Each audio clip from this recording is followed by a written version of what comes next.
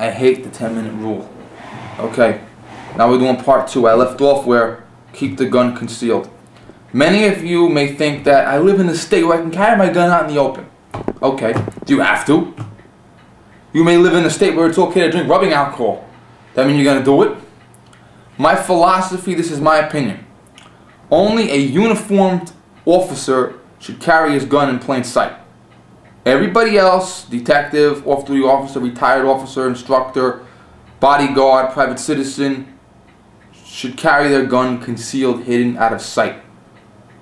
This is, you don't want to attract attention, do yourself that favor.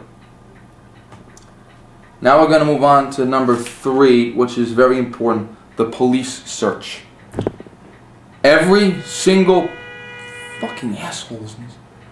Every single police officer in this country has a right to look at you when you have a gun. If they see a gun on you visibly, there are 2 things to look at. Number 1, plain view. If a police officer can visibly see it, he can touch it, he can look at it, he can ask questions about it. Also, you ever see the Terry stop on TV? The guy gets against the wall and they clap him down. A police officer is searching for a weapon for his own protection so he doesn't get attacked by the criminal. If a police officer sees a bulge, he may legally tap it. If the bulge feels hard, no pun intended, he may legally pick up the clothing and search it. Okay? Bulge. Cell phone. Bulge. Knife. He may legally look at that, legally search it, he may legally do that. And so if a cop sees you and he sees you got a gun on you, he can legally and will legally walk up to you and ask you about it. 2 things. Do not be a jerk. If you raise your voice, your mother's a whore, leave me alone, asshole, you're going to get yourself arrested for obstructing his job. Most cops where I live are polite if you be polite to them. You're polite to them, they're polite to you. You're a jerk to them, they're a jerk to you. Be polite. Number 2, don't make any sudden moves. Wait, it's my gun. I have a license. Or, wait, here's my license. Quiet. If a police officer walks up to you and says, "Sir, the gun, license, registration, give me, are you off-duty cop? Give me your shield." Tell him, "I have a license," calmly. Or, "I'm an off-duty cop. Who do you work for?" Massachusetts State Police, FBI, Secret Service, DEA. Who do you work for? "I have a license," or "I am an off-duty cop." Slowly raise your hands to the surrender position. The officer will take the gun away from you. Unload it. If he has a partner, he'll hand it to his partner. If he's alone, he'll stick it in his waistband. That's for his protection. Tell him where your license is.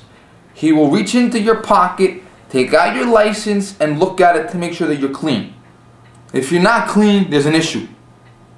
If you are clean, he'll let you go. He might run your license through the databases or your shield to the databases to make sure you really are the sheriff's deputy or the FBI agent to make sure you're not an impersonator.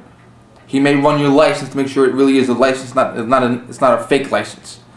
He may run the gun to make sure it's not illegal or stolen or some shit like that on the serial number.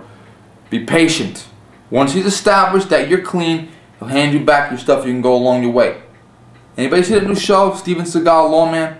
Apparently Steven Seagal, the actor, is a real-life deputy from down south. Jefferson Parish, Louisiana. There's one episode where Steven Seagal and his deputies pull a guy over. The guy's at the wheel. "I have a gun, I have a gun, I have a gun, I have a gun." It's on the seat in front of him. They grab him, pull him out of the car, throw him face down on the ground, bend his hands behind his back, handcuff him. It turns out the gun was real, the gun was legal, it was registered to him. But he's like, "I have a gun, I have a gun, I have a gun." And they were afraid of him. So they body slammed him, handcuffed him. They ended up arresting him on an unrelated outstanding warrant anyway, like he had unpaid tickets or some shit. But the punchline is, if you make the cop afraid, he's going to react to it.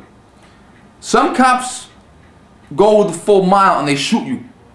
Other cops might just body slam you. But if the cop sees you with the gun and you're freaking out about it like an idiot, you're going to get yourself hurt. They're going to hurt you to protect themselves. They're going to think you're a nut. So, cop asks you for the gun, or where's the gun, or where's the license for the gun.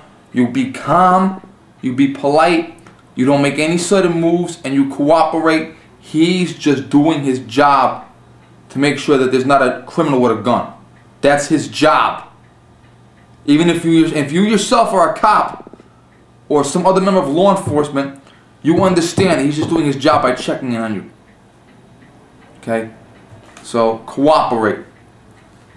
We're going to talk about cars. I got time here. Cars.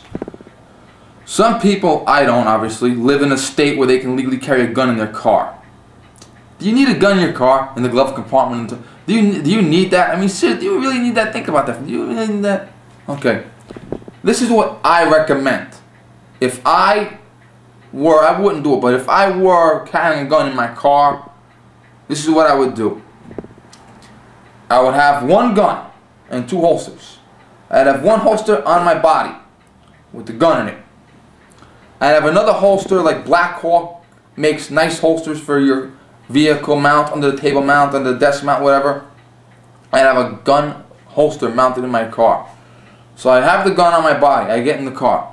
I take the gun out of the holster and push it into the car's holster, and I drive. When I get where I'm going, I get out of the car, pull the gun out of the holster, put it into my body holster. So the gun is never in the car unsupervised. Think about that for a minute. God forbid the car gets broken into or gets stolen, you got another gun on the street. Do I want to see more illegal guns? No, I don't. So just, first of all, I really wouldn't carry a gun in my glove compartment. It's just, do you really need to do that?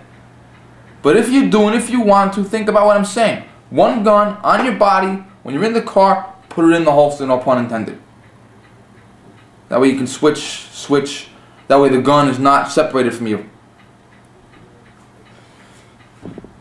Alright, you know what, I'm going to stop here and I'm going to start up again because I think I'm on 7 minutes or 8 minutes, whatever the frick I'm on. We're going to talk about part 5. This is the last part.